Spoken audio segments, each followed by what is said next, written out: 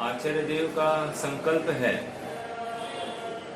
कि हमारा आप सबको निर्वाण संपत्ति की प्राप्ति हो। कौन तैयार? अर्थात निर्वाण की बात सुनकर ही रोम रोम पुलकित होना चाहिए। यदि हमको निर्वाण की प्राप्ति करनी, इतना सा भाव आता है तो समझ लेना कि हम मोक्षार्थी नहीं है, सुखार्थी नहीं है। ये विशेष ज्ञेय तत्व प्रज्ञापन अधिकार है।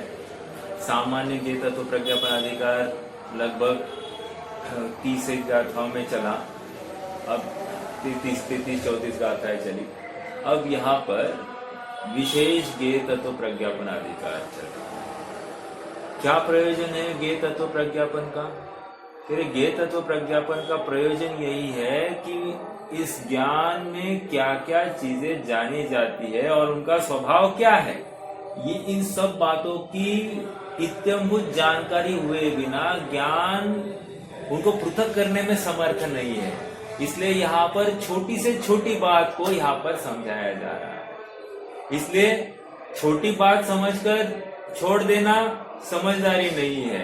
बाल बोध की बातें हैं, वितराग विज्ञान की बातें हैं, ये समझकर इनको उड़ा देना कोई समझदारी नहीं है।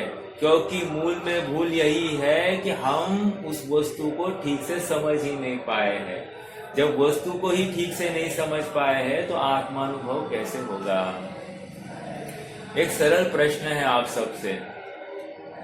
प्रश्न ये है, विश्व किसे कहते हैं?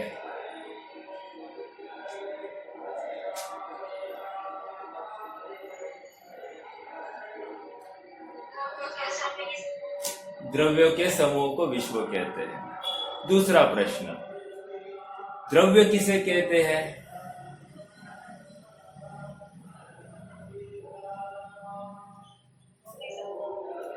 गुणों के समूह को द्रव्य कहते हैं। अब विश्व द्रव्यों के समूह को विश्व कह रहे हैं और गुणों के समूह को द्रव्य कह रहे हैं। प्रश्न ये है, दोनों परिभाषाओं में जो समूह आया है, समूह शब्द आया है, उसका क्या मतलब है? क्या दोनों एकार्थवाची है या अलग अलग है? मेरा तो प्रश्न ये है।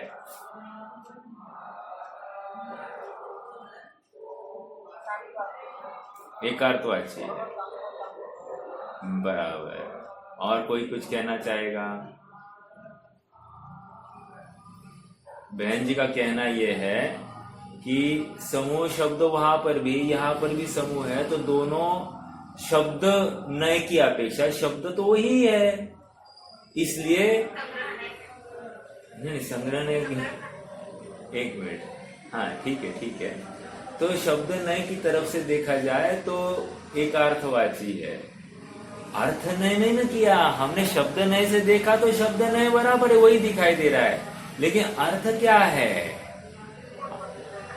हाँ,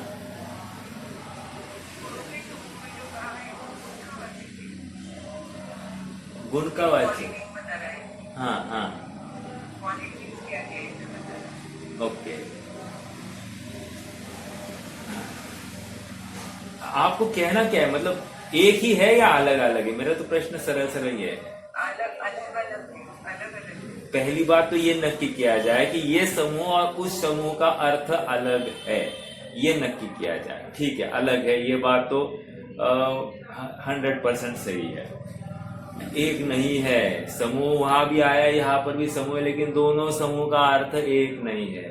मतलब कह रहे हैं द्रव्य क्या है? गुणों के समूह को द्रव्य कहते हैं। मतलब कह रहे हैं गुण उस द्रव्य के सर्व प्रदेशों में व्याप्त होता है।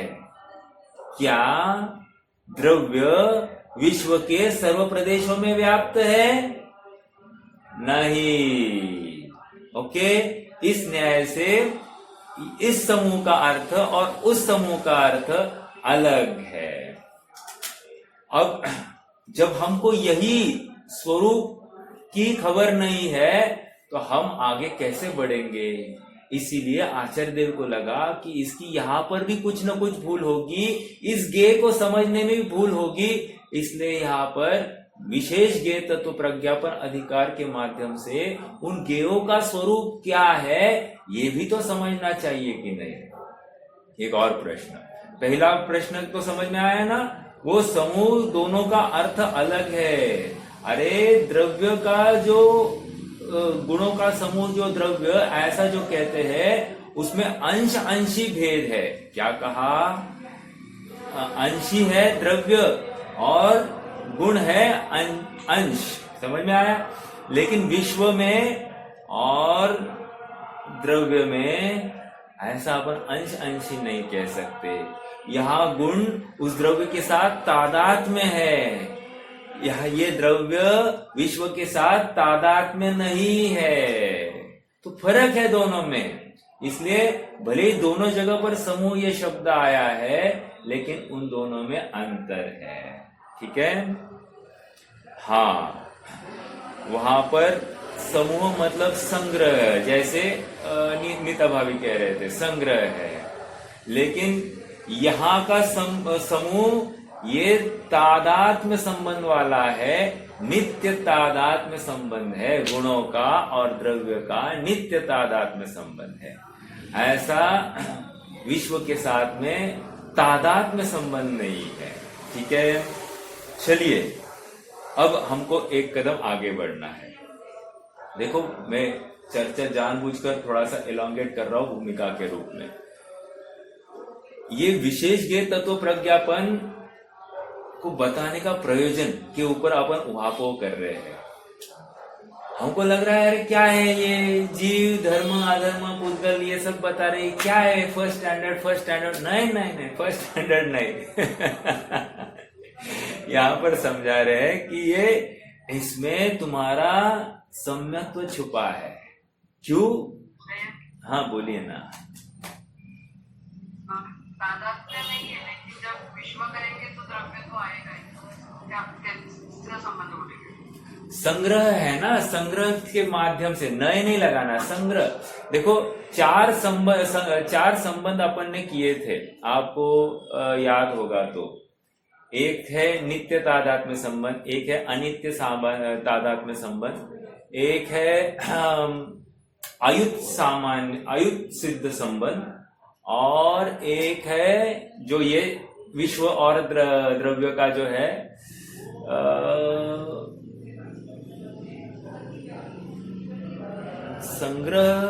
संग्रह आज के लिए तो मान लीजिए, लेकिन उसके लिए एक शब्द है, मैं वो शब्द नहीं पकड़ पा रहा हूं। 4 संबंध बताए गए हैं जिनवाणी में। तो द्रव्य और गुण का होता है नित्य तादात्म्य संबंध, द्रव्य और पर्याय का होता है अनित्य तादात्म्य संबंध, और विकार और द्रव्य का, जैसे आश्रव और द्रव्य का क्या है, अयुत सिद्ध संबंध है।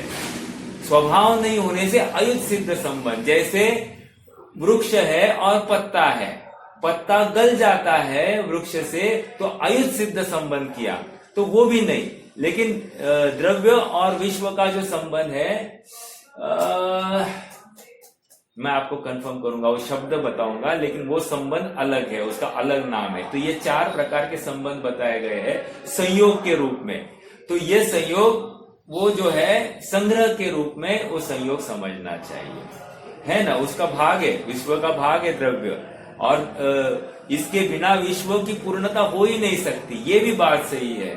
लेकिन उस न्याय से विश्व बड़ा और मैं द्रव्य उस विश्व का अंश हूं, ऐसे लगाया जा सकता है, लेकिन अंश नॉट इन फॉर्म ऑफ तादात्म्य, ये आपको इतना तो पकड़ना पड़ेगा। मैं शब्द आपको कल बताऊंगा।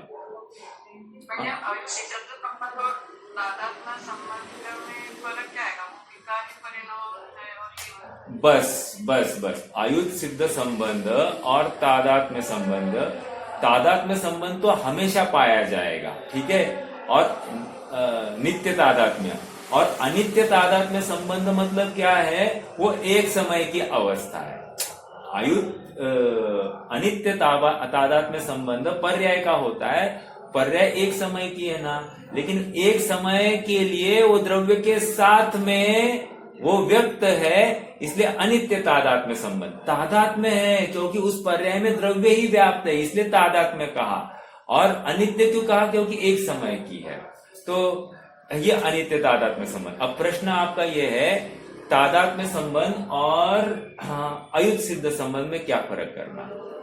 देखो, वो कालांतर से छूट जाता है। अयुत सिद्ध संबंध में वो द्रव्य में ही उत्पन्न होता है, लेकिन द्रव्य से छूट जाता है। जैसे वृक्ष से पत्ता खिर जाता है तो उसका वृक्ष से संबंध टूट गया, एग्जाम्पल है एक देश।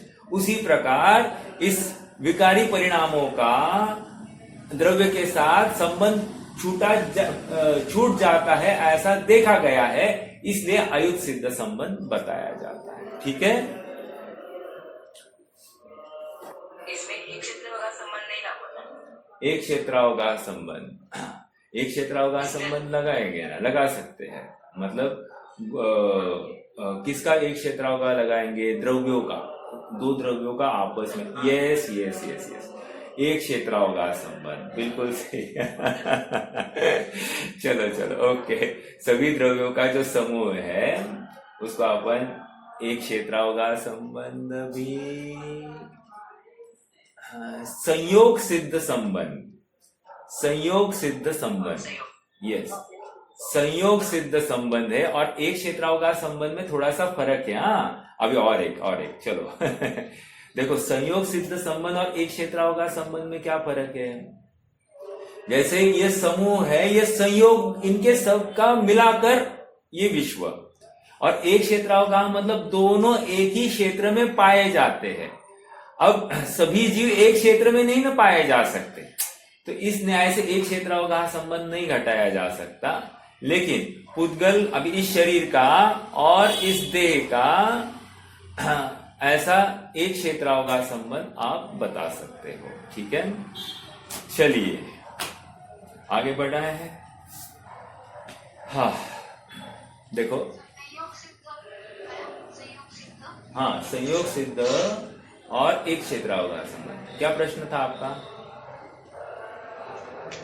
संयोग सिद्ध में क्या लिया? एक क्षेत्रावकाश में, एक क्षेत्र में दो द्रव्य। हाँ, एक क्षेत्र में तो 6 द्रव्य पाए जा सकते हैं, लेकिन संयोग सिद्ध संबंध मतलब क्या? उनका संयोग, उनका मिलकर एक संयोग है, साथ है, और इस साथ को लेकर अपन इसके विश्व को परिभाषित कर सकते हैं। इतनी सी बात है। तो इनका समूह के रूप में संयोग कह रहे हैं अपन। और संयोग, चलो मुझे टाइम ही दीजिए, मैं और ज्यादा आपको कंफ्यूज करने की अपेक्षा मैं आपको ये कर दूंगा, क्लैरिटी दे दूंगा इस शब्द की। ठीक है, चलिए, क्या है, देखो, रिवीजन अपनी फटाफट नहीं होती है, अभी कभी कभार होती है, तो फिर ये सब बातों का अपने को तकलीफ आती है। अभी आपको पता है, श्रेयांश भैया ने 3 बार सिद्धांत प्रवेशिका को पढ़ाया है। अब वो इतनी अच्छी सी उसकी मंज गई है ना, उसको रात में भी पूछ लूं ना मैं, तो फटाफट बता देता है। मतलब ये क्यों हुआ है? वो कंटिन्यूटी होने की अपेक्षा, और अब उनका रुचि का भी विषय बन जाता है। और जो समझाया 3 बार गया है, तो समझा, स्वयं ने समझा होगा और 3-4 बार, मतलब 5-6 बार, 7-8 बार उसका मंजा गया है वो विषय, तो इसलिए लाभ हो जाता है। अपना ऐसा नहीं, मेरा भी उससे कम मंजा हुआ होगा क्योंकि उसने ज्यादा बार पढ़ाया है। चलिए, कहाँ चल रही है? हाँ,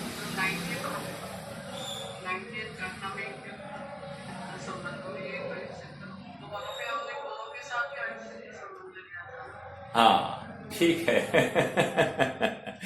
वहां पे लिया, देखो, अपेक्षाकृत कथन होते हैं। जैसे पर्याय को आप चाहो तो नित्य तादात्म्य संबंध में भी डाल सकते हो, और एक समय की है इसलिए वो द्रव्य के साथ नहीं पाई जाती हमेशा, इसलिए उसको अलग संबंध में डाल सकते हो।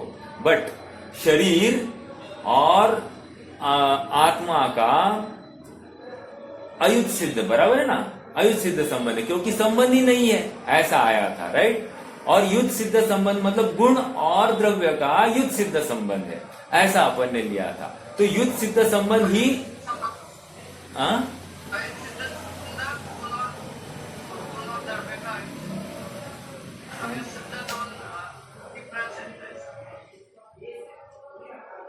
बराबर है, ऐसा ही है क्या? योग सिद्ध संबंध में ये नहीं रहता है, वो द्रव्य में रहता है। एक मिनट, मैं बहुत कंफ्यूज हो रहा हूँ, एक मिनट जस्ट होल्ड कीजिए।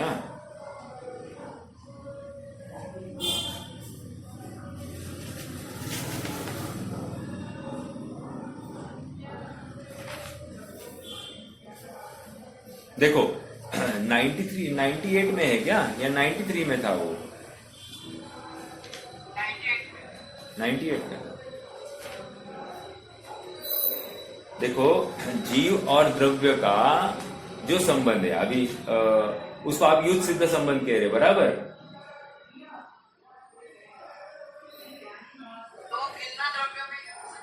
दो भिन्न द्रव्य में तो ये युत सिद्ध संबंध है, बराबर। तो दो भिन्न द्रव्यों में युत सिद्ध संबंध, उसी को एक क्षेत्रावकाश संबंध भी कहा जा सकता है। और किसी अपेक्षा से संयोग सिद्ध संबंध भी लगाया जा सकता है, नहीं है ऐसा नहीं, बट पूरे विश्व की परिभाषा जहां पर आएगी वो पूरे सभी द्रव्यों का समूह सो वो विश्व है, ऐसी उसमें बात है। लेकिन युत सिद्ध संबंध अर्थात एक क्षेत्रावकाश संबंध, ओके। जब युत सिद्ध संबंध अर्थात एक क्षेत्रावकाश संबंध, तो एक क्षेत्र दो द्रव्य एक रूप होते ही नहीं है, तो उनका युत सिद्ध संबंध है।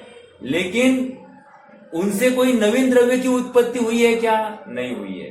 इसीलिए युत सिद्ध संबंध कुछ कार्यकारी नहीं है। और गुण और द्रव्य में अयुत सिद्ध संबंध है, अर्थात वे तादात्म्य। अयुत सिद्ध संबंध मतलब तादात्म्य, यहां पर तादात्म्य ले रहे हैं अपन। और मैंने जो कहा था कि जो राग द्वेष है उनका अयुत सिद्ध संबंध है क्योंकि वे छूट जाते हैं, इस अपेक्षा से मैंने अयुत सिद्ध संबंध लगाया था। एक मिनट, अभी वो अपेक्षा अलग होगी, एक मिनट ना, थोड़ा सा होल्ड कीजिए।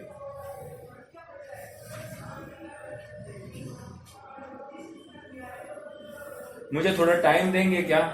मैं इस अयुत सिद्ध संबंध की भी क्लैरिटी दे दूंगा, मतलब मैं ये नहीं करूं, थोड़ा टाइम दीजिए, मैं कल आपको ये सब बातें क्लियर कर दूंगा या फिर व्हाट्सएप पर डाल दूंगा। चलिए, ये क्या चर्चा चल रही थी? ज्ञेय तत्व प्रज्ञापन अधिकार। ज्ञेय तत्व प्रज्ञापन अधिकार में विशेष ज्ञेय तत्व प्रज्ञापन अधिकार, विशेष ज्ञेय तत्व प्रज्ञापन अधिकार में यहाँ पर विश्व की चर्चा चल रही है। विश्व में ये द्रव्य है, इनकी चर्चा चल रही है और द्रव्यों का अब स्वरूप समझाया जा रहा है। स्वरूप क्यों समझना साहब? क्योंकि मैं भी एक द्रव्य हूं और मेरा प्रयोजन, जैसे मैंने कल बताया कि पूरे संग्रह से, पूरे विश्व से एक इकाई पर आना है और वो एक इकाई मैं हूं, अर्थात मैं आत्मा तक आना है। लेकिन यहां तक आने के लिए बहुत सारी चीजें मेरे ज्ञान का गेय बन रही है, तो मुझे कंफ्यूजन नहीं हो, पूरी क्लैरिटी हो कि कौन सी वस्तु अपनी है और कौन सी वस्तु बाहर की है। इतना निर्णय करने के लिए मुझे ये ज्ञेय तत्व प्रज्ञापन अधिकार समझना ही पड़ेगा। अर्थात इसमें जो विषय वस्तु है मात्र विकल्पों तक या चर्चाओं में रखने तक ही नहीं है, उसका अपने जीवन में उतारने की बात है।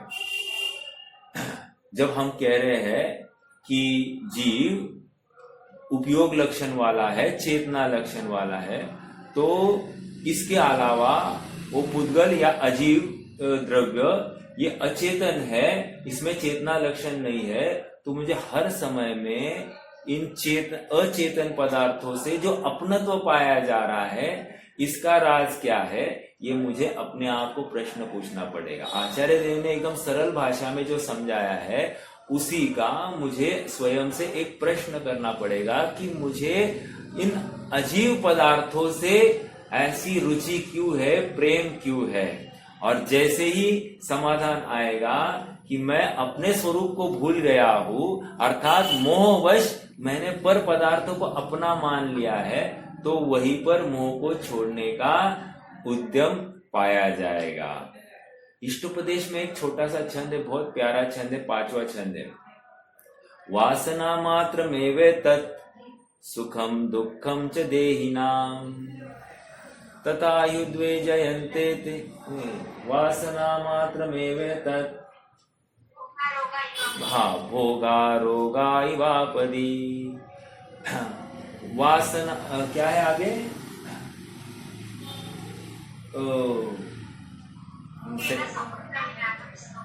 चलो उसका भाव मैं बताता हूं।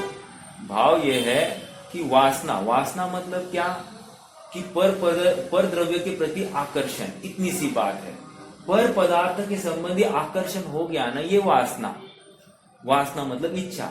कह रहे ये इच्छा कैसी है? कह रहे वो कह रहे हैं जिस प्रकार किसी रोगी को रोग की वेदना होती है, भोगा रोगा इवापदी, रोग की प्राप्ति होने पर हमको जैसी आकुलता होती है वैसी आकुलता ये वासना होने पर होती है। किसको? ज्ञानी को होगी। समझ में आ रहा है क्या? ज्ञानी को वासना होने पर इतना दुख भाषित होता है, और अज्ञानी को भाषित नहीं होता। हो तो दुख अज्ञानी को भी है, लेकिन अज्ञानी को दुख भाषित नहीं हो रहा है क्योंकि उस वासना से वो अत्यंत इतना पीड़ित हो गया है, लेकिन वो पीड़ा मान नहीं रहा है क्योंकि उस वासना की पूर्ति में सुख मान रहा है। जब वासना की पूर्ति में वो सुख मानेगा तो वासना को दुख रूप नहीं मानता है, अज्ञानी की तकलीफ। लेकिन आचार्य देव कह रहे परमार्थ से वासना होते ही तीव्र रोग जिसको हो गया है, और उस रोग में जैसी आकुलता है वैसी आकुलता मुझे होनी चाहिए। मतलब एक छोटा सा मोबाइल भी मुझे अगर चाहिए ना, उस मोबाइल की एक वासना है, उस वासना को लेकर मैं दुखी। समझ में आया? चलो मोबाइल तो बहुत दूर की बात है, बाहर में कहीं कुछ कार्यक्रम चल रहा है, और कार्यक्रम क्या है बस ये जानने की इच्छा हो गई ना, ये वासना है, और ये वासना दुख का कारण है। अर्थात जिस प्रकार रोग होते ही आकुलता होती वैसी आकुलता ये है। अब ये कार्यक्रम जो चल रहा था उसमें मुझे ज्ञेय तत्व प्रज्ञापन अधिकार लगाया जा सकता था क्या? बिल्कुल लगाया जा सकता था। कैसे लगाया जा सकता था? अरे ये अचेतन है, खत्म। जैसे ही ज्ञान में ये ज्ञेय झलक गया, उस प्रतिभास में ही ये नक्की होना चाहिए कि ये अचेतन पदार्थ है। जैसे अचेतन पदार्थ है तो वो रुचि, वहां का झुकाव टूट जाना चाहिए। ऐसे ही देखो, ऐसा अभ्यास जिसके हो जाएगा ना, उसको सहजता से अपनी वस्तु की प्राप्ति होगी। ये ज्ञेय तत्व प्रज्ञापन का प्रयोजन ही ये है कि ऐसा भिन्न भिन्न मतलब पर ज्ञेयों को जो अपने नहीं है, जो आपा नहीं है, इसको पृथक करके दिखा दे बस। और ये सारा काम कौन करने वाला है? मेरा उपयोग करने वाला है सामान्य प्रतिभास और विशेष प्रतिभास, इसमें ही वो कार्य होने वाला है। ऐसा कार्य करने के लिए हमको पहले ज्ञेय कैसा है और उसको कैसे बाइफरकेट करके पर हो तो पर के खाते में, कचरे के डिब्बे में कैसे डालना, ये भी हमको समझना पड़ेगा। ओके, क्योंकि उसमें मुख्य कौन है? जैसा ज्ञेय झलका है तो ज्ञेय झलकने के बाद में उसमें क्या झलका है? ज्ञेय तो झलका है, लेकिन मैं भी तो झलका हूं ना। जिसमें झलका है वो मैं हूं ना। तो जो मैं हूं उसको भूलकर ये ज्ञेयों की तरफ ही उपयोग लगाना समझदारी नहीं है, क्योंकि मेरा सारा उद्यम सुख के लिए, और सुख मुझ में है, ज्ञेय में नहीं है।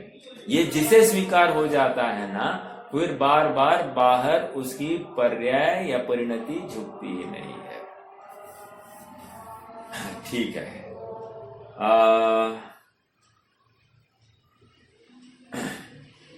एक बात ये हो गई, और एक बात, ज्ञेय तत्व प्रज्ञापन। जीव को ऐसा लगता है कि मैं पर का कुछ कर सकता हूं, एक, या पर मेरा कुछ कर सकता है, तो ज्ञेय तत्व प्रज्ञापन के माध्यम से ये दृढ़ संकल्प और दृढ़ विश्वास हो जाता है कि मेरा सब कुछ मेरे में है, मेरे बाहर मेरी कोई भी चीज पाई नहीं जाती।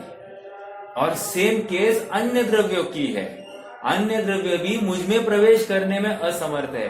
अनादि निधन वस्तुएं अपनी अपनी सीमा में प्रवृत्ति करते हुए अपने रूप ही रहती है, एक वस्तु दूसरे वस्तु रूप नहीं होती, और दूसरे वस्तु को या अपनी वस्तु को पर रूप परिणाम आने का या पर वस्तु को अपने रूप परिणाम आने का भाव मिथ्या है, मिथ्या दृष्टि है। अपने अपने सत्व को सर्व वस्तु विलसाए, ऐसे चितवे जीव तब परतय ममत न थाए। इस जीव को जैसे ये निर्णय हो जाता है कि पर वस्तु अपने में ही रहती है, मैं अपने में रहता हूं, अपने में पर का प्रवेश नहीं है, ऐसा दृढ़ विश्वास जिसे हो गया उसको अब आकुलता नहीं सताती। समझ में आ रहा है क्या? हाँ जी। 129 नंबर की गाथा की चर्चा अब हमको प्रारंभ करनी है। प्रकरण बहुत सरल है और उतना ही गंभीर है। आचार्य देव की टीका अगर आप देखोगे उतनी ही गंभीर है। तो 128, नॉट 29, 128 नंबर की गाथा। हाँ, पेज नंबर 175, 175, अनुशीलन 175 पेज पर। देखो क्या कह रहे हैं। विगत 127वीं गाथा में जीव द्रव्य की मुख्यता से द्रव्यों के जीव अजीव भेदों का स्वरूप स्पष्ट करने के उपरांत अब उनका विभाजन आकाश द्रव्य की मुख्यता से लोक और अलोक के रूप में करते हैं। क्या कह रहे, समझ में आ रहा है क्या? 6 द्रव्यों का विभाजन पहले 127 गाथा में कैसे किया? 6 द्रव्यों का विभाजन एक जीव द्रव्य और अजीव द्रव्य, मतलब एक तरफ जीव द्रव्य मात्र जीव ही है और अजीव द्रव्य में पुद्गल, धर्म, अधर्म, आकाश और काल, इन 5 द्रव्यों को अजीव द्रव्य में एक ग्रुप में बनाकर रख दिया, संग्रह करके रखा। अब इस गाथा में 6 द्रव्यों का विभाजन अब दूसरी प्रकार से किया जा रहा है। कह रहे लोक और अलोक आकाश द्रव्य की अपेक्षा है, आकाश द्रव्य की मुख्यता है, बट यहां पर जैसे वहां पर एक तरफ एक द्रव्य और एक तरफ 5 द्रव्य ऐसा लगाया गया, अब ऐसा यहां पर नहीं है, लेकिन कुछ कुछ उसके जैसा लगेगा। आकाश द्रव्य की चर्चा है यहां पर। लोक और अलोक, लोक कहा किसको कह रहे हैं? कह रहे लोक 6 द्रव्य जहां पर पाए जाते हैं। 6 द्रव्य मतलब क्या? जहां पर जीव अजीव जीव, पुद्गल, धर्म, अधर्म, आकाश, अधर्म, काल और आकाश का कुछ भाग जहां पर पाया जाता है उसको लोक कहते हैं। और लोक के बाहर जो कुछ पाया जाता है उसको अलोक कहते हैं। तो आकाश द्रव्य की मुख्यता को लेकर ये कथन किए गए हैं। अब एक प्रश्न खड़ा हो रहा है, वैसे आकाश द्रव्य कितने हैं? एक क्वांटिटी में 1, 2, 3, 4, 5, 6 अनंत, संख्यात, असंख्यात, अनंत कितने हैं? तो कह रहे आकाश द्रव्य एक है, बराबर। अब यहां पर आकाश द्रव्य के 2 प्रकार कैसे किए जा रहे हैं? लोक और अलोक। तो कह रहे हैं ये आकाश द्रव्य के 2 नहीं है, 2 आकाश द्रव्य नहीं है, ये तो आकाश द्रव्य के आकाश द्रव्य में ही एक पार्टीशन किया गया है और एक विशिष्ट पार्टीशन को लोक कहा गया है और इसलिए शब्द लगाया गया लोकाकाश। और दूसरा शब्द अलोकाकाश, अर्थात मात्र लोक नहीं, आकाश द्रव्य साथ में लगाना, लोकाकाश अलोकाकाश। अभी लोकाकाश और अलोकाकाश, एक प्रश्न है आप सबसे, विश्व क्या है?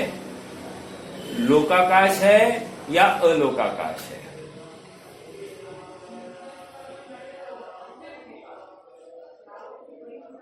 दोनों मिलके है ना। हाँ, विश्व लोकाकाश प्लस अलोकाकाश मिलकर विश्व बनता है। ये पहली बात क्लियर करना। क्या होता है, हमको लगता है कि लोक जितना है उतना ही विश्व है, हम अलोकाकाश को भूल जाते हैं, और यहां पर कह रहे हैं कि नहीं, अलोकाकाश भी विश्व का भाग है। ठीक है, हाँ जी, आगे बढ़ेंगे। थोड़ा सा आप गाथा को पढ़ते हैं और फिर और चर्चा विशेष करेंगे।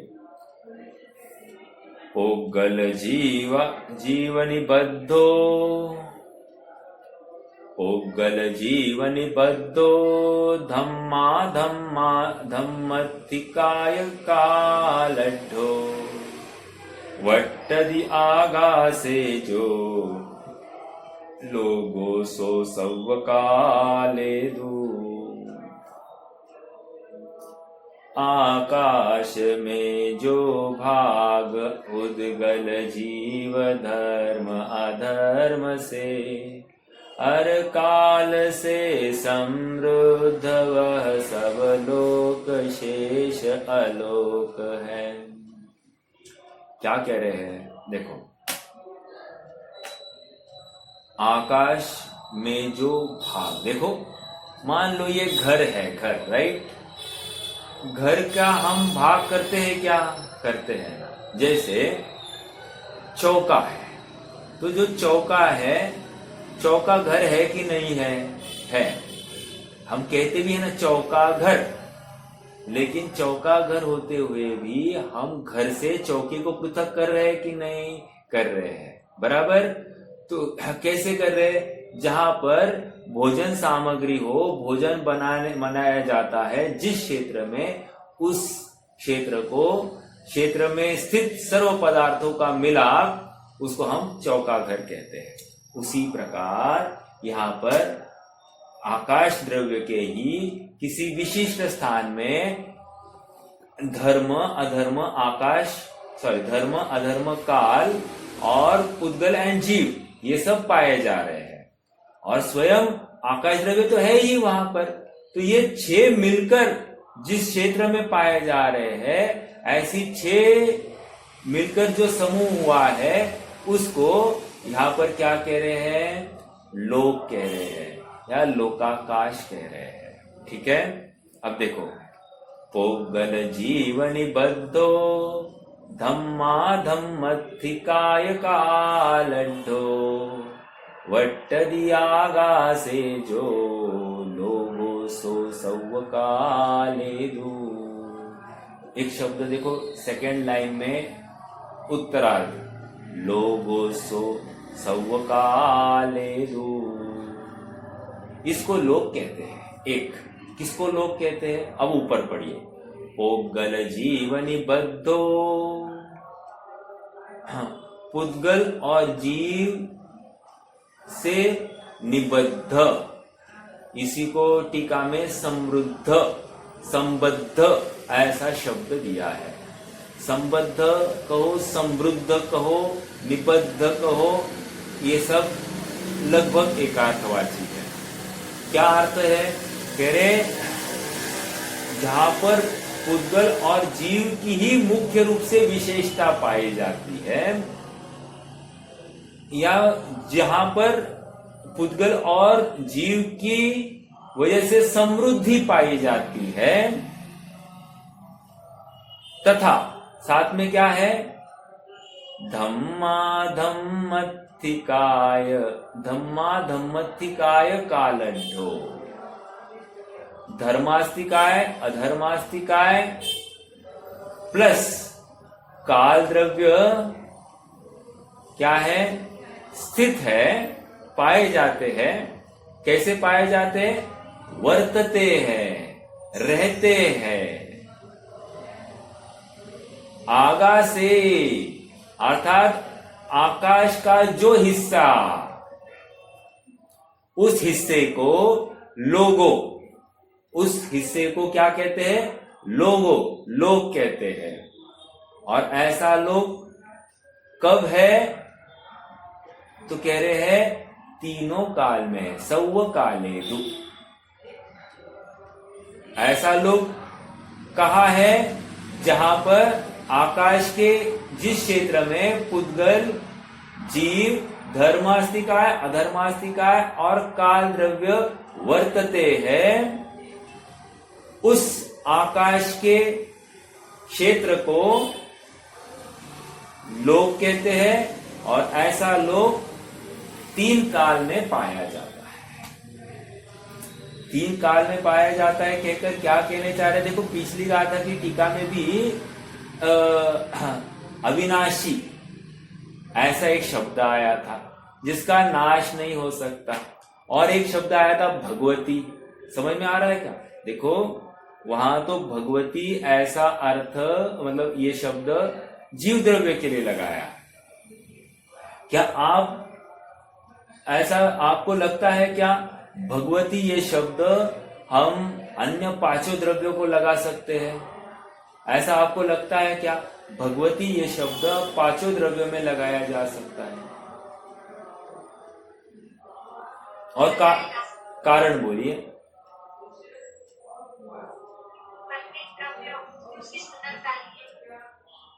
हाँ, सुंदरता है, लेकिन कारण क्या है भाई? उसको भगवती क्यों कहे हम?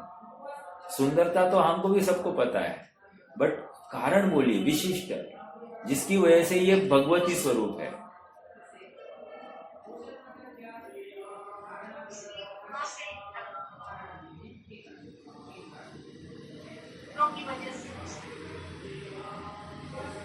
तो सभी में है ना गुण।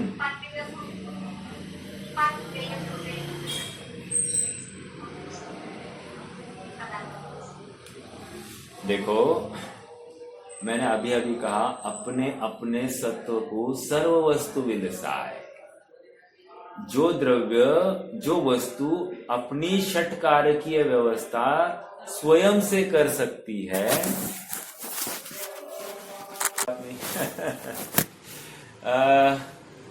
आगे देखो, लोक का लक्षण षट द्रव्य समुदायात्मकता और अलोक का लक्षण केवल आकाशात्मकता।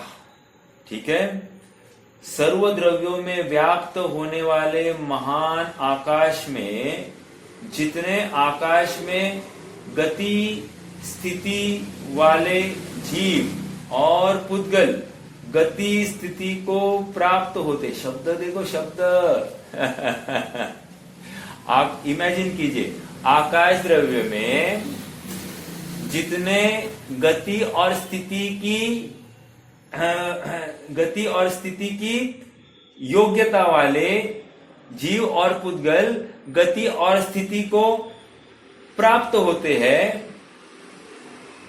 और उनकी गति और स्थिति में निमित्तभूत धर्म और अधर्म द्रव्य व्याप्त होकर रहते हैं, और सभी द्रव्यों के परिणमन में निमित्तभूत कालानुद्रव्य सदा रहते हैं, उतना आकाश और शेष समस्त द्रव्य इन सबका समुदाय लोक है, और यही लोक का लक्षण है। देखो कितनी इजी बात को कितना डिफिकल्ट किया।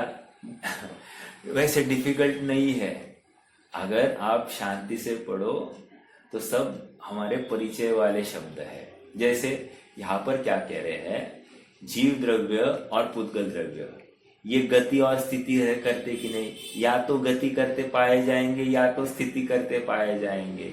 तो कह रहे हैं ऐसे आकाश के प्रदेशों में जीव और पुद्गल द्रव्य क्या महान आकाश कह रहे, किसको आप आकाश को क्या कह रहे हैं, महान। शब्दों की रचना तो देखिए, महान आकाश में जीव और पुद्गल द्रव्य या तो गति करते पाए जाएंगे या तो स्थिति करते पाए जाएंगे। तो जो कुछ कर रहे उस कार्य में व्याप्त कौन हो रहा है? उस कार्य में निमित्त के रूप में व्याप्त हो रहा है धर्म द्रव्य और अधर्म द्रव्य। गति होगा तो धर्म द्रव्य और स्थिति होगा तो अधर्म द्रव्य। और इन सभी द्रव्यों के परिणमन में कौन व्याप्त हो रहा है, कौन निमित्त बन रहा है? काल द्रव्य। कह रहे ये सब जिस क्षेत्र में, आकाश द्रव्य के जिस क्षेत्र में पाए जाए उस क्षेत्र को लोक कहते हैं।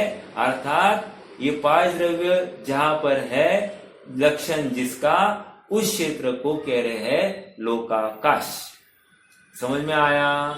इतनी सरल परिभाषा।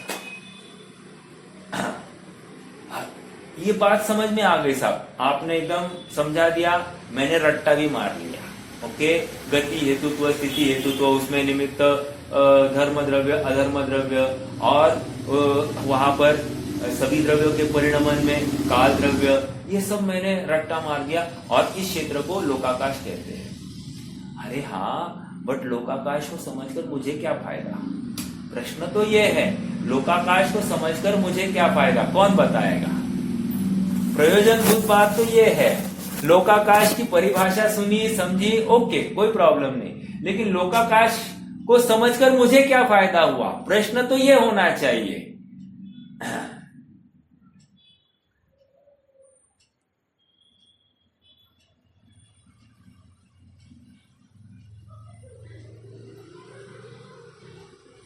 कोई बताएगा या मैं ही बता दूं? देखो, लोकाकाश को समझकर मुझे मेरे आत्मा की खोज करनी है कि नहीं करनी? करनी है। तो मैं कहाँ ढूंढूं? इस विश्व में मैं अपने आत्मा को कहाँ ढूंढूं? तो यहां पर कह रहे हैं लोकाकाश के अंदर ढूंढो। समझ में आ रहा है क्या? क्यों? क्योंकि ये पांचों द्रव्य लोकाकाश में ही पाए जा रहे हैं, अलोकाकाश में नहीं पाए जा रहे। तो क्या लाभ हुआ साहब? लाभ ये हो गया कि अलोकाकाश अनंत अनंत अनंत अनंत प्रदेशी है। इतने अनंत अनंत अनंत अनंत प्रदेशों से मेरी दृष्टि हटाकर इस लोकाकाश तक ही सीमित जिस कथन से हो गई है, इससे कुछ लाभ हुआ कि नहीं हुआ? हुआ ना? समझ में आ रहा है क्या?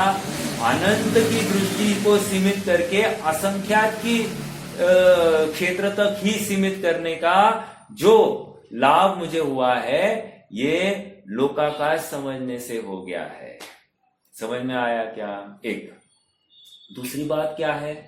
लोकाकाश में जो रहते हैं, तो रहते हैं कहकर क्या समझना चाहिए? हम आकाश के आधार से नहीं रह रहे हैं, लोकाकाश के क्षेत्र पर पाए जा रहे हैं। क्षेत्र पर पाए जा रहे हैं, इसका मतलब उस क्षेत्र ने आधार दिया है क्या? नहीं, उसने आधार नहीं दिया है। स्वयमेव वर्तते है। स्वयमेव वर्तते इस शब्द के ऊपर बहुत महत्वपूर्ण फोकस होना चाहिए। क्यों? क्योंकि वो उनके रहने में उपचार से, व्यवहार से आकाश द्रव्यों को कहा जा रहा है अवगाहन हेतुत्व वाला, बट ये स्वयं अपनी सामर्थ्य से वहां पर है। अगर इसकी सामर्थ्य नहीं होती, ये आकाश द्रव्य के आधार से होता, तो क्या तकलीफ होती? यदि यह आकाश द्रव्य के आधार से होता, कोई भी द्रव्य, मैं होता या अन्य द्रव्य होता, वो आकाश द्रव्य के आधार से होता, तो क्या तकलीफ होती? तकलीफ ये होती, सर्वथा आधार मानने में मैं पराधीन हो गया होता। और जब पराधीन हो गया, स्वाधीनता बची नहीं, तो फिर आकाश द्रव्य के थोड़े से हिलने में या हटकने में या मेरा कर्ता बनने में मेरा भी नुकसान आता, मेरा अभाव का भी प्रसंग बन जाता। समझ में आ रहा है क्या? इसलिए मैं स्वाधीनता से, अपने सामर्थ्य से वहां पर खड़ा हूं। ठीक है? मैं ही नहीं, प्रत्येक द्रव्य अपनी सामर्थ्य, अपनी स्वाधीनता से वहां पर खड़ा है। ठीक है? तो ये और एक पॉइंट अपने को समझ में आता है कि सभी द्रव्य स्वयं की अपनी सामर्थ्य से वहां पर खड़े हैं, लेकिन इससे क्या हुआ है, ये लोक आकाश समृद्ध हो गया है। ठीक है, हाँ जी, चलिए आज का समय हो गया है। कोई प्रश्न है तो रख सकते हैं, नहीं तो जिम्मा। संयोग संबंध, संश्लेष संबंध, एक क्षेत्र होगा, आयुध सिद्ध संबंध और तादात्म्य संबंध। अब देखो, संयोग संबंध मतलब क्या? हाँ, गेहूं और कंकड़, मतलब सभी द्रव्यों का समूह जो अभी अपन कर रहे हैं, सभी द्रव्यों का समूह वो संयोग संबंध है। ठीक है, संयोग संबंध, गेहूं कंकड़ जैसे मिले हैं तो इनका क्या है, संयोग संबंध है। वैसे ही गेहूं अलग है और कंकड़ अलग है, बराबर अलग अलग किया जा सकता है, किया जा सकता है। अब दूसरा संश्लेष संबंध, संश्लेष संबंध मतलब दूध और पानी का जैसा संबंध है उसको संश्लेष संबंध कहते हैं। जैसे दूध और पानी, राइट, तो आत्मा का और शरीर का संश्लेष संबंध है, बराबर, संश्लेष संबंध, उनको पृथक किया जा सकता है, ओके, किसी विशिष्ट प्रक्रिया के माध्यम, इसलिए संश्लेष संबंध। आयुध संबंध, हाँ, आयुध संबंध जो है वो कर्म और जीव का जैसा संबंध है, उसको आयुध संबंध कह रहे हैं। अभी देखो, प्रवचन सार की अपेक्षा अलग है, लेकिन आयुध संबंध मतलब जिसको जीव से अलग किया जाता है। अभी ये भी एक है और ये भी एक है, शरीर और ये देखो, आयुध संबंध और इसमें फर्क कैसे करेंगे संश्लेष संबंध में? संश्लेष संबंध में ये शरीर और जीव दिखाई दे रहे हैं और यहां पर कर्म दिखाई ही नहीं दे रहा है, फैक्ट तो ये है। हाँ, आयुध सिद्ध संबंध में है कि अनादिकाल से वो संबंध चलते आ रहे हैं। हाँ, और संयोग संबंध में नवीन रूप से संयोग होता है। हाँ ठीक है ना, संश्लेष संबंध, संश्लेष संबंध में नवीन रूप से संयोग होता है। अच्छा अच्छा अच्छा, देखो और एक हम भी सीखते हैं। देखो, संयोग संबंध और संश्लेष संबंध, संयोग संबंध में सॉरी, संश्लेष संबंध और आयुध संबंध, आई एम वेरी सॉरी, संश्लेष और आयुध। संश्लेष में कह रहे हैं कि नवीन संबंध हुआ है, और आयुध संबंध में अनादि से चलता आया है, इतना ही फर्क है। लेकिन देखा जाए तो ये भी एक में एक है और वो भी एक में एक है, दोनों अलग किए हैं। हाँ, और दोनों अलग किए जा सकते हैं, बट खाली उनकी अनादि की सत्ता है और इसकी वर्तमान की सत्ता, मतलब कुछ ही काल की सत्ता है। समझ में आया? इतना ही फर्क है। हाँ, बट फिर प्रवचन सार में आयुध सिद्ध संबंध, द्रव्य और गुण का आयुध सिद्ध संबंध बताया है। तो ये दोनों के अर्थ अलग अलग है। प्रवचन सार का जो आयुध सिद्ध संबंध है उसकी अपेक्षा अलग है और ये अपेक्षा अलग है। इतना ही अपन लगाएंगे, कुछ विशेष होगा तो मैं आपको खुलासा करूंगा, ठीक है। और कौन सा, और एक तादात्म्य संबंध। तादात्म्य की भी अपन ने दो बातें की, नित्य तादात्म्य और अनित्य तादात्म्य। तादात्म्य संबंध गुणों का और द्रव्य का तादात्म्य संबंध है, और पर्यायों का द्रव्य के साथ में अनित्य तादात्म्य संबंध। ठीक है, चलिए, समय तो काफी हो गया है। कुछ प्रश्न होगा तो आप अभी कीजिए, अपन कल उसकी चर्चा करेंगे।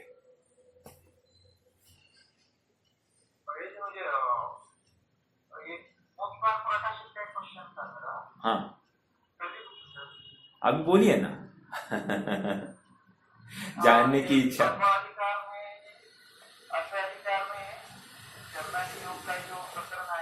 हाँ,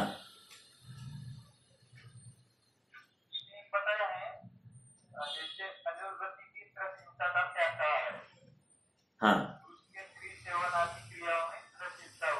हाँ, लेकिन यह भी जानता है कि विज्ञान में यहाँ प्लस 6 है, परंतु इसके रस मारने का अभिप्राय नहीं है। हाँ, और लोग भी जिसका नाम रस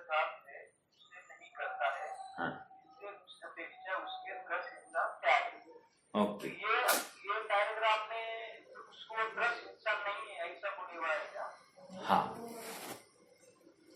वो स्थूलता और सूक्ष्मता का अंतर है। ठीक है, थोड़ा सा खुलासा अपन कल करेंगे। प्रश्न अच्छा है आपके खाली जिज्ञासा समाधान के लिए। इन शॉर्ट, जो त्रस हिंसा स्थूल रूप से हमको जो दिखाई देती उसको हम कहेंगे स्थूल हिंसा। उसका तो त्याग 100% होता है।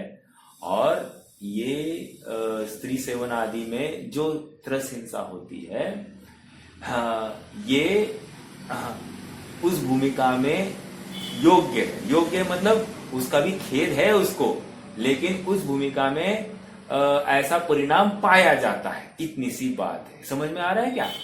उस भूमिका में वो परिणाम पाया जाता है, लेकिन त्रस हिंसा वाला परिणाम पाया नहीं जाता। मतलब जानबूझ के सोच समझकर ये त्रस हिंसा करूं, ऐसा नहीं होगा। अर्थात जैसे किसी आटे की मर्यादा एक्सीड हो गई, किसी मिठाई की मर्यादा एक्सीड हो गई, किसी नमकीन की मर्यादा एक्सीड हो गई, तो उसमें क्या हो गए? त्रस जीव हो गए कि नहीं? तो ऐसे त्रस जीवों को वो मारेगा नहीं, वो नहीं खाएगा। समझ में आया क्या आपको? तो इस हिंसा का तो 100% त्याग चाहिए, होता ही है। मुझे भैया जी कंफ्यूज हो रहा। हाँ, यहाँ पे अभिप्राय नहीं बोला है उन्होंने, लेकिन जिस समय अभी चल रहा हो, मतलब चलते वक्त कोई जीव की हिंसा हो, हाँ, कि मेरा अभिप्राय नहीं है, हाँ, हाँ, तो वो तो त्रस हिंसा में आता है। मेरा हाँ। अभिप्राय नहीं है, तो सेम चीज यहाँ पे क्यों नहीं? हाँ, तो आपको ये कहना है उच्चालयम्मी पाए। ठीक है, आप जब चल रहे हैं तो आप देखकर चल रहे हैं या नहीं चल रहे हैं, पहला ये प्रश्न होगा। अगर आप विवेक से चल रहे हैं तो वो दोष नहीं आता है। अगर आप अविवेक से चल रहे हैं तो 100% आपको त्रस हिंसा का दोष आ रहा है। भले ही फिर प्राणी मरे या ना मरे, आपको तो हिंसा का दोष आ जाएगा। ठीक है, अभिप्राय की ही मुख्यता फिर वहां पर खड़ी जाएगी। आपका विवेक महत्वपूर्ण होगा। करेंगे चर्चा, कल करेंगे। पेज नंबर खाली आप मुझे, पेज कितना है? 282। ठीक है, सभी लोगों से अनुरोध है कि आप 282 पेज पढ़िए। अपन स्वयं प्रत्येक जन, अभी भैया ने जो प्रश्न खड़े किए, आपको भी कुछ प्रश्न खड़े होते हैं क्या, इसका विचार कीजिए। अपन कल थोड़ी चर्चा करेंगे। ठीक है, चलिए 282 पेज। ओके, जिनवाणी स्तुति। निज निधि निज में बताई यह अनंत उपकार है, इसके लिए जिनवाणी माँ को वंदना शत बार है। इसके लिए जिनवाणी माँ को वंदना शत बार है।